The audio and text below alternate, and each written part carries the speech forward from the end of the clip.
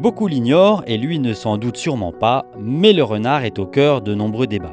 Tous les 3 ans notamment, quand il s'agit de savoir si le renard est une espèce nuisible ou non. On parle aujourd'hui plus précisément d'espèces susceptibles d'occasionner des dégâts. Et dans le Doubs, comme ailleurs, c'est avec un arrêté ministériel qu'une réponse binaire doit être apportée à cette question. C'est oui ou bien c'est non. Et l'air de rien, ça change beaucoup de choses pour le renard sur sa régulation par tir ou piégeage qui peut ou ne peut pas être autorisé en dehors de la période de chasse.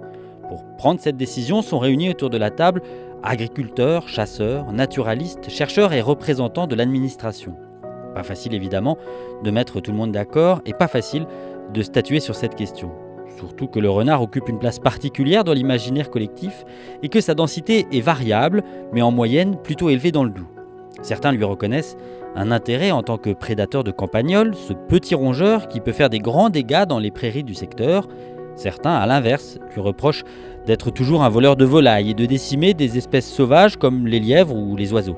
Et pour finir, on pointe sa responsabilité dans la transmission de l'échinococose alvéolaire, une maladie parasitaire transmissible à l'homme dont le Doubs est l'un des foyers historiques. Chacun a donc ses arguments, ses contre-arguments et ses interrogations quant au classement ou pas du renard comme espèce susceptible d'occasionner des dégâts. En novembre 2018, émerge l'idée du projet Carelli. Avons-nous toutes les données suffisantes pour pouvoir décider ? Sur la centaine d'articles scientifiques épluchés, aucun ne répondait totalement à cette problématique. Une autre question se posait, c'est l'applicabilité de ces résultats par rapport à nos écosystèmes du massif jurassien. Pour trancher, il faut échanger des savoirs, réunir des informations et surtout les analyser. Carelli, pour campagnol, renard, lièvre, a regroupé dans notre département de nombreux acteurs. L'objectif étant d'arriver à guider et objectiver les futures décisions concernant son classement. Alors le programme Carelli va se dérouler dans 2 zones du département pour tenir compte de la variabilité des milieux et du coup on va se retrouver avec une zone sur les premiers plateaux et une zone dans la zone de montagne sur lesquelles le statut du renard est différent.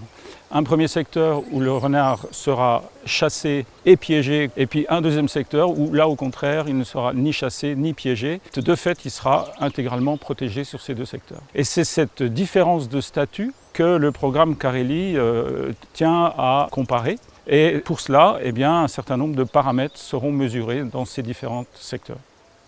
On va ainsi quantifier la variation d'abondance des renards, des lièvres et des espèces d'oiseaux nichant au sol, mais aussi quantifier l'abondance des campagnols. En parallèle, on va suivre l'échinococose et les renards porteurs de cette maladie. Les dégâts causés par le renard seront également recensés. Une telle étude ne se mène pas en quelques mois ou en une année.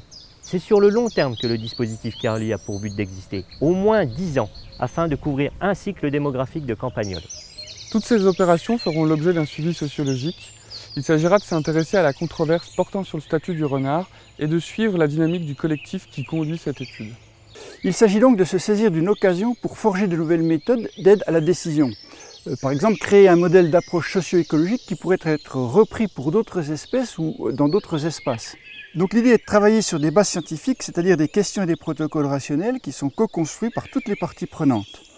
Cette manière de travailler ouvre la voie à des choix raisonnés et raisonnables.